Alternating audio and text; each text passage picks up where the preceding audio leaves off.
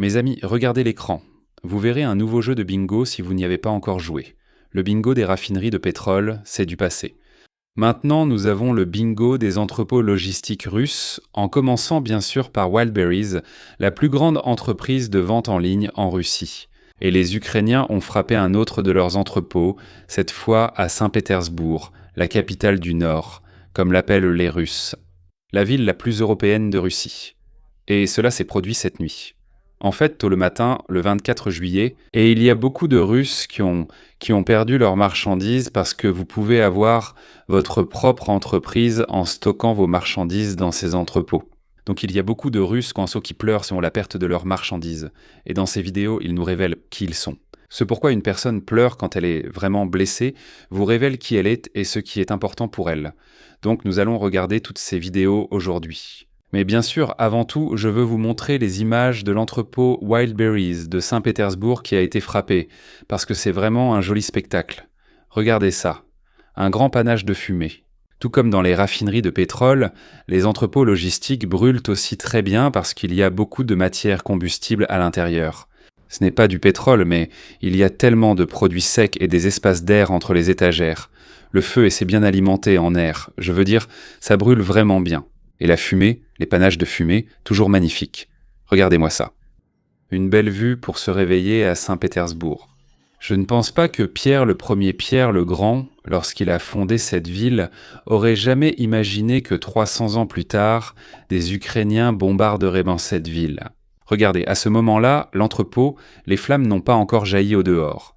La fumée sort de plusieurs ouvertures, mais les flammes ne sont pas encore visibles dehors. Quelques instants plus tard, cet entrepôt est en proie aux flammes. Et ici les plus belles photos, deux jolies colonnes de fumée clairement visibles pour que tout le monde puisse les photographier à Saint-Pétersbourg. Les habitants de Saint-Pétersbourg et de Moscou ont tendance à se considérer comme supérieurs au reste de la Russie, surtout à Saint-Pétersbourg. C'est la ville qui a l'allure la plus européenne. C'est une belle ville, je l'ai visitée. Elle était vraiment magnifique, elle est impressionnante. Les prix étaient moins bons, mais ce n'est plus le cas. C'était avant que la Russie ne devienne un État fasciste. Par exemple, cet homme s'est réveillé dans sa barre d'immeuble soviétique, il est monté sur le toit pour filmer ce qu'il voyait le matin. Deux beaux panaches de fumée au-dessus de la capitale du Nord. Et bien sûr, j'ai pour vous le moment de l'impact. On peut voir le drone en approche alors que tous les employés de cet entrepôt se sont rassemblés dehors et le voient avec nous. Ce drone est impossible à manquer. Il fait un grand bruit. Il vole presque au ralenti. C'est stupide que ça n'ait pas été abattu à Saint-Pétersbourg. Et regarde, il plonge vers le bas. Badabim, badaboum, liberté exportée. Et maintenant, on commence avec la psychologie. J'aime cette partie, puisque maintenant les Russes nous révèlent qui ils sont vraiment, ce qu'ils ressentent tant pour leur pays, ou ce qu'ils ressentent à propos de quelque chose qui brûle dans leur ville. Voici une jeune fille russe qui fait une vidéo pendant qu'elle chante sur un morceau. À l'arrière-plan, on peut voir un énorme panache de fumée provenant d'un entrepôt Wildberries en feu, où des milliers de Russes ont perdu leurs entreprises et leur argent. Et c'est son pays qui est en train de brûler. Pourtant, elle chante cette chanson sans ressentir la moindre connexion avec cette douleur, sans ressentir de lien avec cette terre ou cet incendie qui détruit son pays. Il n'y a aucun lien là. Ce n'est qu'un feu. Un simple brasier dans une ville où elle vit. Je suppose qu'elle jette aussi ses déchets par terre parce qu'il n'y a aucun lien avec la terre de cette personne. Vous voyez, c'est différent en Estonie. Vous ne voyez pas de déchets par terre en Estonie pour cette raison, parce que si vous les jetez par terre, vous les jetez sur votre propre terre, dans votre jardin. On ne fait jamais ça, jamais. C'est pourquoi certains pays de clowns sont propres et d'autres non. La Russie ne fait pas partie des pays propres, par exemple une autre fille russe. Je ne comprends pas pourquoi ils se réjouissent contre de voir ces panaches de fumée. Leur pays brûle, leurs emplois disparaissent, non. Cette fille dit « Ma mère travaille là-bas, elle est heureuse car elle n'a plus à travailler. Mais elle devra chercher un nouvel emploi, elle a perdu l'ancien. » Et c'est son pays qui brûle derrière elle pendant qu'elle fait un signe de pouce levé. C'est difficile de comprendre cet état d'esprit, mais pas impossible. Imagine si tu n'as aucun lien avec l'endroit où tu vis et que tu n'as pratiquement aucune responsabilité là-bas. Ce qui veut dire que tu as l'impression que rien de ce que tu fais ne peut changer quoi que ce soit dans ta vie. Rien de ce que tu fais ne peut changer quoi que ce soit dans ce pays. Donc tu n'as même pas l'impression que c'est ton pays. Qu'ils brûlent. C'est juste un joli feu de joie à regarder. Rien de quoi se sentir mal. Tu vois, c'est dans ces états d'esprit que vivent les Russes. Allons maintenant à Krasnodar, où l'entrepôt de Wildberries a été frappé le 22 juillet, il y a 2 jours. Et avant qu'on arrive à ces vidéos, il y en a beaucoup, mes amis. Préparez-vous. J'ai 3 ou 4 photos à vous montrer parce que ces photos, tout comme celles de l'entrepôt de Saint-Pétersbourg, sont encore meilleures. Je sais, est-ce possible? Mais oui. Regardez ça, il n'y a pas de Photoshop, il n'y a pas d'IA ici. Peut-être qu'ils ont seulement rendu les flammes un peu plus vives. Mais ça, c'est l'entrepôt de Krasnodar qui part en flammes. Le panache de fumée est apocalyptique. On ne voit des scènes comme ça qu'en Russie. Regardez ça. Et vous savez à quoi ça me fait penser? Les similitudes sont trop frappantes. Voici la montagne du destin, dans le Mordor, du Seigneur des Anneaux. Pourquoi les appelons-nous des orques? Tu penses que c'est juste un terme péjoratif? Ce n'est pas le cas. Les similitudes sont vraiment trop présentes, beaucoup trop évidentes. Regarde ça. Ça a l'air pareil. C'est la même chose, c'est le Mordor, c'est leur terre, celle des ténèbres et du mal, et ce sont des orques. Et bien sûr, nous avons aussi une vidéo de l'entrepôt en train de brûler. Et c'est assez incroyable. Les énormes panaches de fumée. Et tous ces Russes sur ce parking sont probablement en train de faire des vidéos TikTok de danse avec ce panache de fumée. Comme c'est un joli panache de fumée, tu ne le reverras peut-être pas. Ce n'est pas ton pays, ce n'est pas ton entrepôt. Ce ne sont pas les tiens qui ont perdu leur emploi. C'est toujours quelqu'un d'autre et tu crois pouvoir tout changer. Alors pourquoi pas une vidéo de danse? Mais maintenant, mes amis, regardons comment les personnes qui avaient dans pot des produits, des stocks entreposés dans ces entrepôts, les Russes qui essaient de faire tourner leurs petites entreprises en tant que vendeurs ou revendeurs sur Wildberries, en tant que partenaires de Wildberries, voyons comment ils le vivent. Par exemple, un vendeur de Wildberries fait le bilan des pertes de son stock entreposé au centre logistique de Krasnodar, tout en regardant depuis son bureau d'ordinateur l'entrepôt en feu qui contient ses marchandises. Il avait 77 000 unités de marchandises. Et lorsqu'il a essayé de demander leur retrait, Wildberries a refusé. Ils ne peuvent pas refuser, car ce sont vos produits qu'ils stockent, sans en être propriétaires. Ils assurent seulement le service logistique. Ils refusent, donc vous ne pouvez pas récupérer vos produits. Comme vous pouvez l'imaginer, toute la Russie, toute personne ayant une relation de partenariat contraignante avec Wildberries en ce moment, veut l'annuler. Wildberries subit des frappes et ne paie pas ceux ayant perdu leurs produits. Ainsi, tous veulent les quitter comme des rats fuyant un navire en feu. Wildberries ne le permet finalement pas. Vos produits, votre stock sont maintenant leurs otages. Ils ne vous permettant pas de récupérer votre stock, ce qui est complètement fou. Ils disent en gros, nous savons que nos entrepôts sont attaqués tous les jours, mais vos produits vont brûler avec nous. Vous allez brûler avec nous. Nous ne vous permettons pas de sortir quoi que ce soit. Par exemple, ce vendeur ici a perdu tout son entrepôt. Je veux dire tout son stock. Et je vais regarder toute la vidéo avec vous, car il révèle vraiment bien son état d'esprit ici. Je ne peux plus retenir mes larmes. Il y a tout juste un instant, il y a 20 minutes, l'entrepôt de Krasnodar est parti en fumée. L'entrepôt de Krasnodar est en train de brûler maintenant. Imaginez simplement combien de notre stock se trouve là-dedans. J'aimerais vraiment que cette opération militaire spéciale, honnêtement, soit terminée. Encore une fois, depuis 4 ans, vous vous fichez que votre gouvernement tue chaque jour des enfants en Ukraine. Et au moment où certaines choses matérielles que vous possédez sont réduites en cendres, cela ne change presque rien à votre vie. Juste des objets. Vous voulez que cette guerre se termine. Donc, ce ne sont pas les enfants morts. C'est le stock auquel vous ne pouvez pas accéder dans l'entrepôt en feu. Vous voyez, c'est comme ça qu'il faut parler aux Russes. Ce sont des matérialistes, ce sont des capitalistes. Ils sont plutôt doués pour ça. Donc, il faut parler leur langue. Il faut brûler leurs affaires. Et ils veulent que la guerre se termine. C'est ce que fait l'Ukraine en ce moment. Tant de personnes y meurent, tant d'entrepreneurs souffrent. Encore une fois, parler des orphelins en Ukraine ou des mères qui ont perdu leur enfant. C'est encore pire de perdre un enfant. Mais tant d'entrepreneurs souffrent. Comme je l'ai dit, les Russes tentotuleux sont de bons capitalistes. Ils l'ont adopté après 1991. Ils ont vraiment adopté ce système, coûte que coûte. Ils sont vraiment doués pour ça. Mais ils ont perdu leur valeur. Ils ont perdu ce pourquoi ils se battaient à un moment donné de l'histoire. C'est comme un empire vide. Aucune valeur fondamentale, car le christianisme est factice. Il n'y a pas de vraie valeur. C'est surtout la structure de pouvoir du FSP qui contrôle l'Église orthodoxe et sert de réseau d'espionnage. Les valeurs familiales n'existent plus car le gouvernement a dépénalisé la violence domestique, laissant aux hommes un quasi-pouvoir sur leurs femmes. La famille ni le christianisme ne sont des valeurs, seul l'argent compte. L'argent prime depuis 1991 et ils sont vraiment doués pour ça. Donc il faut brûler leur argent. En ce moment, nous devons, c'est le 6e mois, soumettre notre déclaration d'impôt semestrielle. Je ne sais juste plus quoi faire, tu vois. Je suis juste l'entrepôt de Krasnodar. Il y a 20 minutes, un abonné m'envoie ça. Frère, il dit « Désolé, je n'aurais pas dû envoyer ça ». Il dit « S'il te plaît, il y a une vidéo pour toi ». Il y a 20 minutes, l'entrepôt. L'entrepôt Wildberries n'existe plus. Et c'est une performance très hollywoodienne ici, avec des pauses et des larmes. L'entrepôt. Il n'est plus là, mais ce n'est pas votre enfant. Vous n'avez pas perdu votre enfant.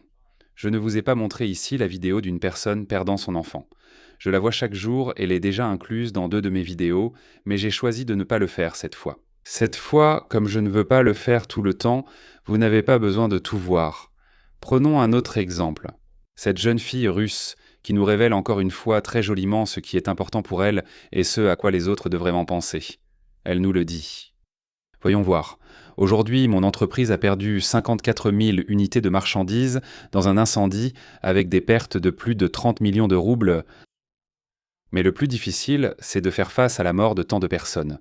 Pourtant, personne n'est mort dans l'entrepôt de Krasnodar. Donc, je ne sais pas de quoi elle parle. Il est difficile de se plaindre de perdre de l'argent sans parler de mort. Mais il n'y en a pas eu. Je pense donc qu'elle s'est simplement trompée. Demain, nous irons tout restaurer et recommencerons à zéro. On ne peut pas ramener la vie. Je répète, personne n'est mort. Elle essaie juste de compenser sa cupidité en disant « Je suis désolé pour les morts », alors qu'il n'y en a pas. Alors quand tu es là à te tourmenter pour 2000 objets, réalise ceci. Trouve ceux qui ont perdu plus, et pourtant ils continuent d'avancer et de travailler. Donc cette fille dit « Toi, petit vendeur russe insignifiant sur Wildberries, tu n'as perdu que 2000 articles. J'en ai perdu 54 000, donc ma douleur est bien pire que la tienne. Bien sûr, je suis désolé pour ceux qui sont morts. Personne n'est mort. D'abord et ensuite, ce sont de grands capitalistes, comme je le dis. Parce que cette femme russe mesure la douleur en fonction de qui a perdu le plus d'objets matériels, ce qui est une façon de la mesurer. Mais c'est assez stupide. Comparé à ça. Vous n'avez pas perdu d'enfant ou de mari, ou vous ne vous battez pas en première ligne. Pour moi, c'est presque drôle de voir quelle est leur échelle de mesure de la douleur, parce qu'ils avaient, à une époque, au moins certaines valeurs, comme le christianisme et la famille, peut-être il y a 2 ou 3 siècles. Tout ça a disparu. Maintenant, il n'y a plus que l'argent. L'argent s'est traduit par 54 000 unités de stock. Puisque j'ai perdu ça, ma douleur est plus importante. Et tes vidéos que tu fais pour te plaindre de 2000 unités ne sont rien puisque j'ai perdu plus. Tu vois comment ils comparent pour leur souffrance. Pour nous, c'est bien. Nous sommes désormais étudiants de la nature humaine et de la psychologie russe. Tu vas comprendre ce qu'ils pensent les uns des autres, comment ils se jugent. Ensuite, tu comprends comment les changer. Comment les changer. Tu dois les toucher là où ça fait mal, et c'est l'argent, parce que c'est une valeur pour eux plus importante que la famille. Plus importante que le christianisme. Ce qu'ils prétendent, tu sais, c'est là, mais ce n'est pas réel. Ce sont les 54 000 unités de produits qu'ils ont perdues. Donc les Ukrainiens sont vraiment intelligents là-dessus. Ils parlent la langue russe, littéralement bien sûr, mais ils parlent aussi le langage des Russes. Ils savent comment les faire changer. Les Russes ne veulent pas changer, donc tu vas les faire souffrir. Ça les éduque. Tu leur retires leurs 54 000 unités de stock. Ils veulent que cette guerre se termine. Si la guerre se termine, il n'y aura plus d'enfants ukrainiens assassinés. Vous pouvez voir l'analyse que les Ukrainiens font ici. Et je pense qu'ils le font vraiment très bien. Et pour nous, cela offre une belle occasion de découvrir ce qu'est vraiment un Russe. Donc je vais vous montrer une carte des sites Wildberries restants. Voici les 20 plus grands entrepôts Wildberries dans toute la Russie. Pourquoi Wildberries ?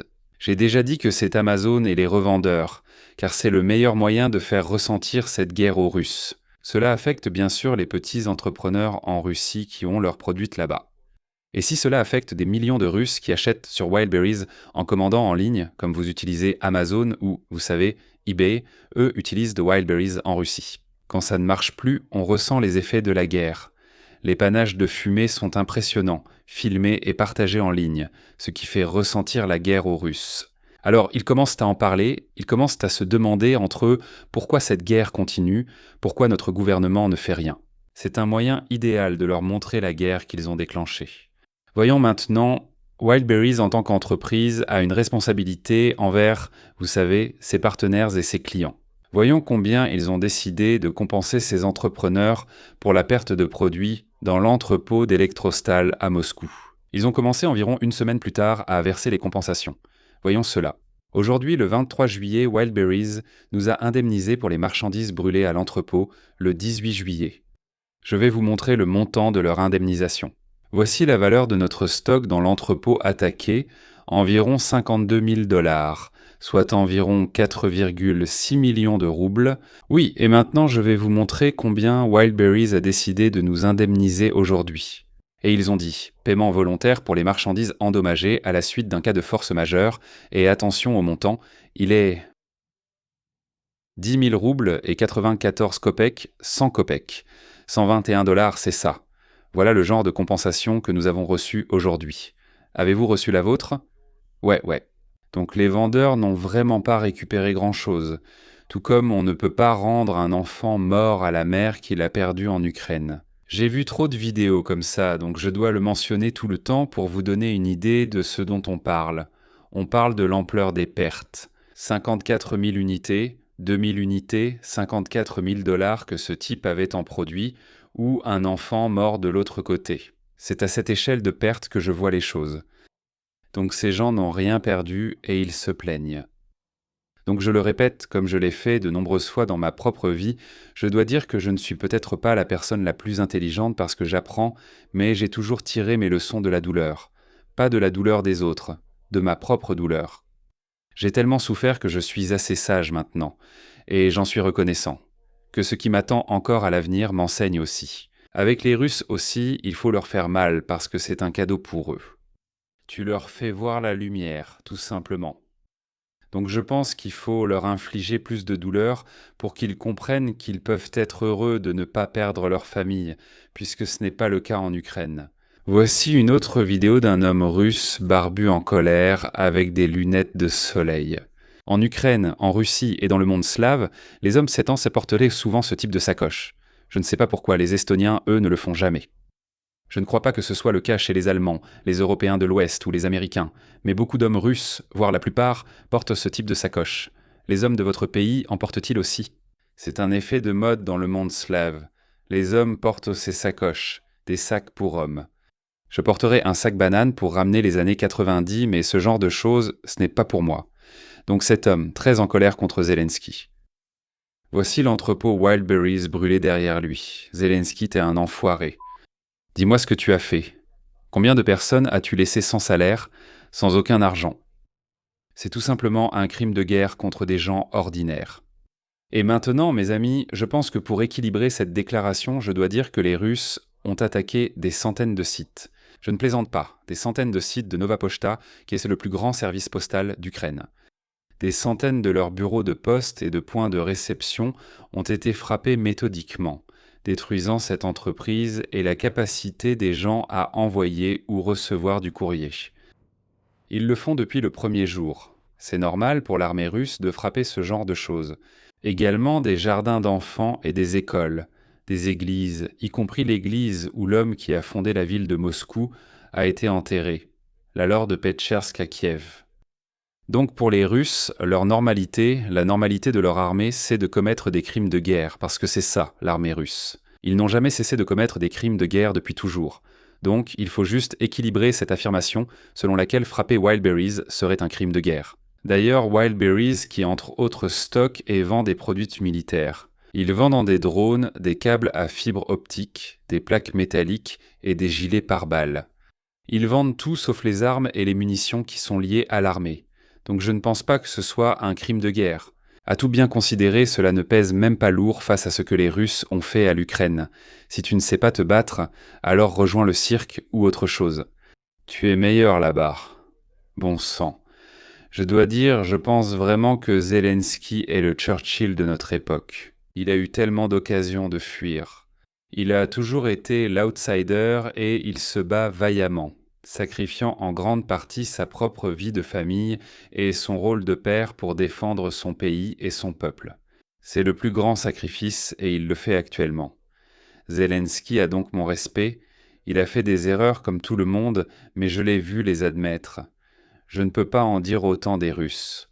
Et maintenant, mes amis, vous savez, c'est rare qu'un Russe dise la vérité, et cela a tendance à arriver quand ils sont blessés. Je suppose que cette femme a été blessée parce que cette vidéo de moins d'une minute est tout simplement vraie. Regardons-la. C'est magnifique. L'opération militaire spéciale se déroule comme prévu, les amis. Il n'y a pas lieu de paniquer ou de s'inquiéter. Eh bien, résumons maintenant les résultats provisoires. Il n'y a pas d'Internet, pas d'essence, pas de marques étrangères, pas d'investissements étrangers, pas de médias indépendants. Les réserves d'or et de devises ont été perdues. La bourse s'est effondrée. Les petites entreprises ferment. Les grandes entreprises subissent des pertes.